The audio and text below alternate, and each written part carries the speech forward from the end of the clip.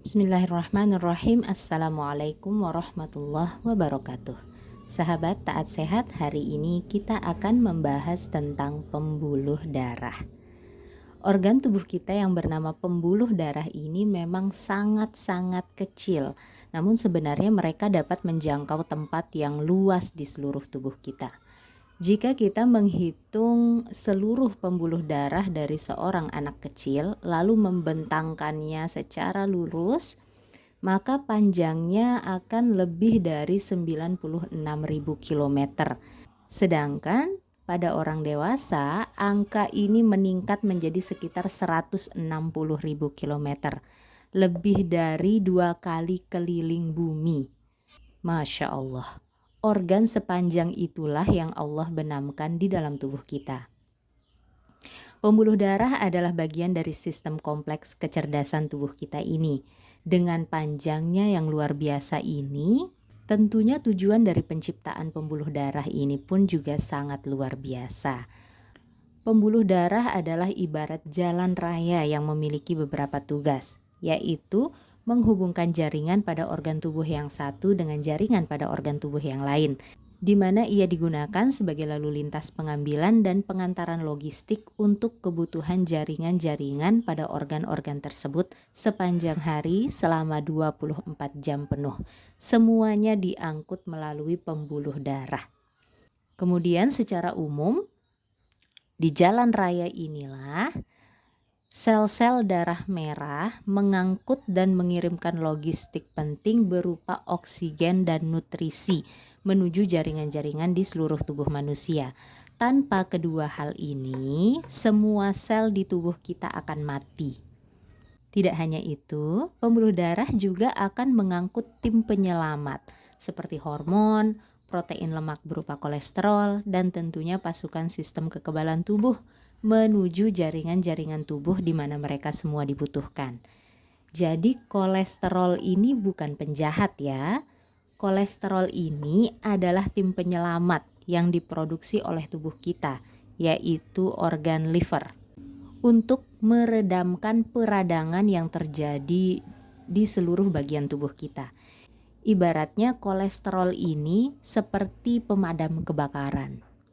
Tetapi tidak hanya membawa logistik dan tim penyelamat untuk masuk ke jaringan organ saja, pembuluh darah juga mengangkut limbah sisa-sisa aktivitas sel seperti karbon dioksida, protein berupa kreatinin, asam urat, air, dan sisa-sisa produk lainnya untuk keluar dari jaringan-jaringan pada organ tubuh. Karena sisa-sisa produk tersebut sudah tidak digunakan lagi. Karbon dioksida atau CO2 akan dikeluarkan dari tubuh melalui paru-paru, sedangkan sebagian besar produk limbah berlebih lainnya akan dibuang melalui saluran ginjal.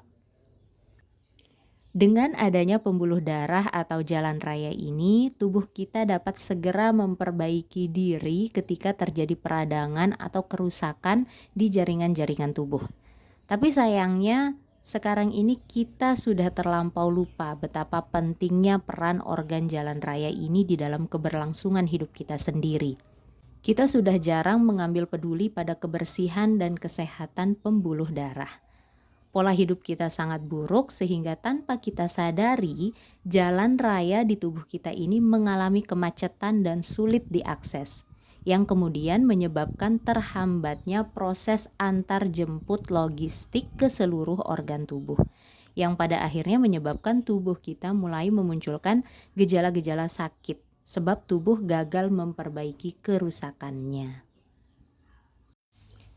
Ada dua hal yang membuat tubuh kita gagal memperbaiki kerusakan, dan kedua hal ini saling berkaitan. Yang pertama adalah karena jalan raya atau pembuluh darah kita macet dan sulit diakses. Ya, seperti halnya jalan raya di dunia nyata, jalan raya di tubuh kita ini pun dapat mengalami kemacetan dan sulit diakses. Jalan raya di dunia nyata terkadang sulit diakses karena beberapa alasan. Misalnya permukaan jalannya rusak, bolong-bolong, atau misalnya juga banyak sampah. Akhirnya gotnya mampet, terus jalanan jadi banjir. Kemudian bisa juga karena jalanan longsor, jadi jalan menyempit gitu kan. Terus bisa juga karena banyak terjadi kecelakaan atau mungkin kebakaran, sehingga banyak mobil polisi dan pemadam kebakaran yang memenuhi jalan sehingga jalan raya menjadi sulit diakses. Nah, hal tersebut juga dapat terjadi pada pembuluh darah kita. Pembuluh darah dapat menjadi tidak lancar karena beberapa kondisi, seperti rusaknya permukaan atau dinding pembuluh darah karena sering dilalui oleh kolesterol berpartikel kecil. Bisa juga karena banyaknya kerak atau sampah berupa lemak, trigliserida ini di pembuluh darah. Bisa juga karena mengerasnya atau tidak elastisnya pembuluh darah, bisa juga karena banyaknya inflamasi atau peradangan atau kecelakaan di sepanjang pembuluh darah. Karena kondisi-kondisi inilah akhirnya oksigen, nutrisi, tim penyelamat tidak dapat dikirim dengan lancar dan cepat menuju jaringan-jaringan tubuh tempat mereka semua dibutuhkan. Termasuk limbah-limbah juga tidak lancar untuk dikeluarkan dari sel-sel di jaringan-jaringan tubuh kita tersebut. Alasan yang kedua kenapa tubuh kesulitan memperbaiki kerusakan adalah karena beberapa bahan penting yang dibutuhkan untuk memperbaiki kerusakan seperti oksigen, nutrisi, hormon, dan lain-lainnya ini persediaannya tidak cukup untuk memperbaiki kerusakan yang ada. Mengapa persediaan logistik ini tidak cukup atau sedikit? Karena kita tidak mengasupnya lewat pernafasan dan aktivitas makan minum yang baik. Karena udara yang kita hirup lebih banyak racunnya, banyak polusinya, karena makanan-makanan yang kita konsumsi setiap hari juga lebih banyak racunnya. Akhirnya hanya racun-racun itu saja yang terus-menerus diangkut di pembuluh darah, yang akhirnya menyebabkan pembuluh darah mengalami kondisi seperti yang dijelaskan pada poin pertama. Makanya tadi dikatakan bahwa kedua hal ini saling berpengaruh. Ya, ini saling berpengaruh sebenarnya. Sebagai contoh ilustrasi untuk lebih memahami tentang betapa besar pengaruh kondisi pembuluh darah terhadap kemampuan tubuh dalam memperbaiki kerusakan, di sini saya contohkan dengan regenerasi sel di jaringan kulit wajah. Setiap hari, sel di jaringan kulit wajah kita akan ada yang mati.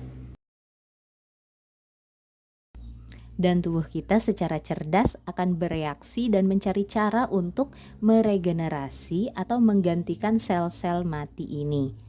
Caranya adalah tubuh akan mengambil oksigen dari udara yang kita hirup, nutrisi dari makanan yang kita konsumsi, dan hormon-hormon sebagai bahan baku.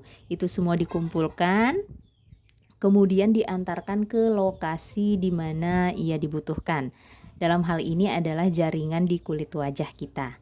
Kemudian dengan sistem yang sangat kompleks, bahan-bahan tersebut akan digunakan untuk membangun sel-sel baru, untuk menggantikan sel-sel lama yang sudah mati dan rusak ini. Tapi sayangnya, dua hal ini yang terjadi, sehingga tubuh kesulitan memperbaiki kerusakan. Di satu sisi, material atau bahan baku berupa oksigen, nutrisi, hormon, dan lain-lain yang dibutuhkan untuk membangun sel-sel kulit baru tersebut ternyata tidak dapat segera diantar ke lokasi karena jalan rayanya macet. Kalau yang ini, lalu lintas pengantaran logistiknya macet karena banyak sampah berupa kerak-kerak lemak atau trigliserida di sepanjang pembuluh darahnya.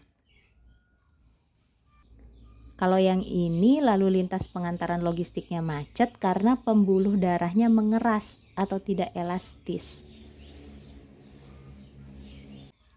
Sedangkan yang ini lalu lintas pengantaran logistiknya macet karena banyak terjadi peradangan. Banyak terjadi kecelakaan di sepanjang jalan raya di tubuhnya. Banyak peradangan di pembuluh darah karena pola hidup kita yang buruk. Ketika banyak peradangan di pembuluh darah, otomatis akan banyak kolesterol yang akan menumpuk di lokasi peradangan tersebut. Ingat, kolesterol itu tadi sudah dijelaskan bahwa dia adalah tim penyelamat yang diproduksi oleh tubuh untuk mengatasi peradangan. Peradangan itu ibaratnya seperti kecelakaan atau kebakaran, dan kolesterol itu adalah pasukan pemadam kebakarannya.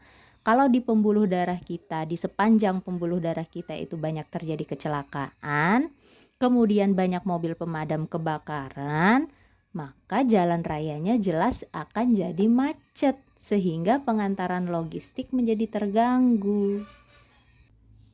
Di sisi lain, pola hidup kita juga berantakan sehingga menyebabkan semua bahan baku yang dibutuhkan untuk memperbaiki kerusakan sel itu stoknya sedikit, logistiknya sedikit.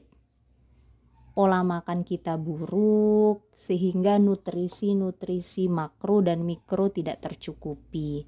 Pola gerak kita buruk sehingga kita jarang mengatur pernafasan dengan baik sehingga oksigen juga tidak tercukupi. Pola istirahat kita buruk sehingga produksi hormon kita kacau balau. Pola pikir kita buruk sehingga pola-pola lainnya sering terkena imbasnya. Akhirnya hanya racun saja nih yang bolak-balik diangkut di pembuluh darah menuju jaringan-jaringan di kulit wajah. Akhirnya ya tubuh jadi kesulitan untuk meregenerasi atau memperbaiki kerusakan-kerusakan di area di jaringan kulit wajah. Yang manapun yang terjadi, entah itu yang ini logistiknya sedikit, yang banyak peradangan, yang ini macet karena pembuluh darah mengeras, atau yang banyak sampahnya, yang manapun yang terjadi, itu semua kemudian akan menyebabkan munculnya berbagai macam masalah pada kulit wajah yang banyak kita alami saat ini, seperti flek, komedo, kerutan berlebih, jerawat, peruntusan, dan lain-lain. Ketika tubuh gagal memperbaiki kerusakan secara alami, akhirnya kita malah memperbaiki permasalahan kulit yang kita alami tersebut menggunakan produk-produk yang diklaim oleh produsennya sebagai produk yang ampuh memperbaiki sel-sel kulit wajah. Subhanallah. Dan ini baru satu contoh aja loh. Hanya jaringan kulit wajah aja. Belum lagi kondisi-kondisi yang lain, seperti pertumbuhan sel telur di ovarium yang mempengaruhi haid dan kehamilan, pertumbuhan janin di rahim, pertumbuhan rambut, pertumbuhan otak, pertumbuhan otot jantung dan otot rangka, pertumbuhan tulang dan gigi, kesehatan liver, ginjal, limpa, usus, dan organ-organ tubuh lainnya. Baik buruknya kondisi sel-sel di setiap jaringan di tubuh kita ini sangat dipengaruhi oleh kondisi sistem jalan raya atau pembuluh darah kita ini.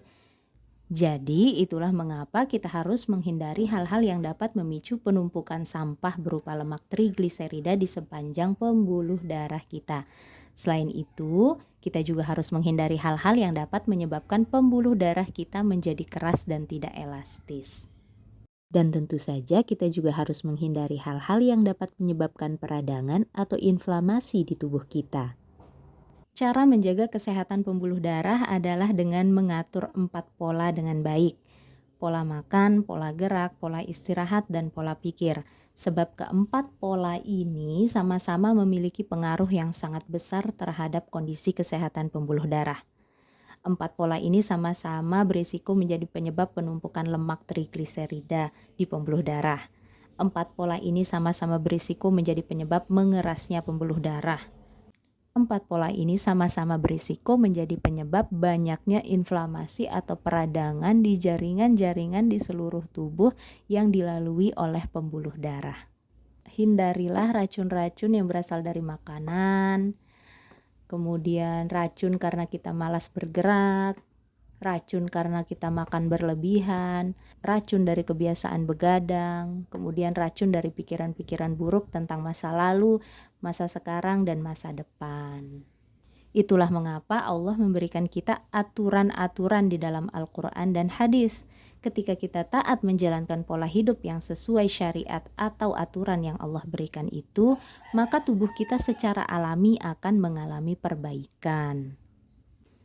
Ada 2 hal penting yang terjadi pada tubuh kita ketika kita terus berusaha mengatur 4 pola dengan baik, yaitu pertama, tubuh kita akan terus memproduksi protein bernama Brain Derived Neurotrophic Factor atau faktor neurotrofin, yaitu protein yang berpengaruh dalam mendukung pembentukan dan perkembangan neuron atau sel saraf di otak. Yang kedua, tubuh akan memproduksi hormon yang bernama human growth hormone atau hormon pertumbuhan manusia. Hormon ini akan digunakan oleh pasukan sistem kekebalan tubuh untuk memperbaiki kerusakan-kerusakan pada jaringan dan membangun sel-sel baru. Ketika kedua hal ini diproduksi oleh tubuh, otak kita akan terus bertumbuh dengan cara membentuk sinapsis atau koneksi baru di antara miliaran neuron atau sel saraf di otak kita. Serta tubuh kita akan terus bertumbuh dan berkembang dengan baik, menjadi lebih kuat dan lebih kokoh.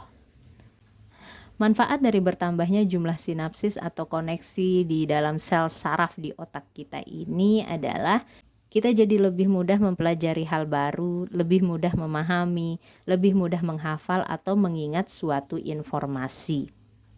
Sehingga jika dilihat dari perspektif iman dan Islam, dengan menjalankan pola hidup sesuai syariat, otak kita menjadi cemerlang dan tubuh kita menjadi kuat.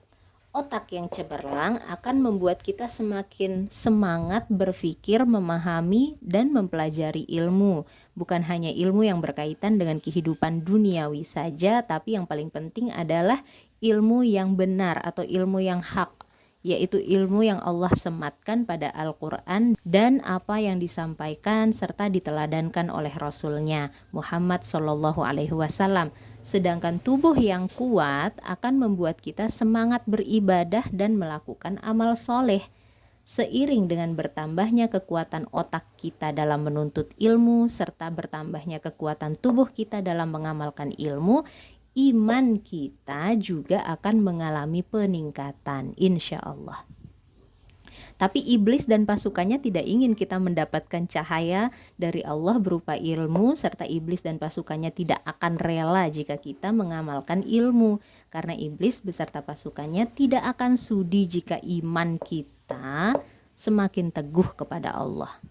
Mereka akan terus menggoda kita agar kita berpaling dari kenikmatan belajar, agar ilmu kita rendah, atau agar kita membuat berbagai macam alasan untuk tidak mengamalkan ilmu, atau agar tubuh kita menjadi lemah sehingga tidak bisa mengamalkan ilmu, sehingga iman kita pun jadi merosot dan pada akhirnya akan membuat jiwa raga kita semakin lemah sebab semakin jauh dari Allah.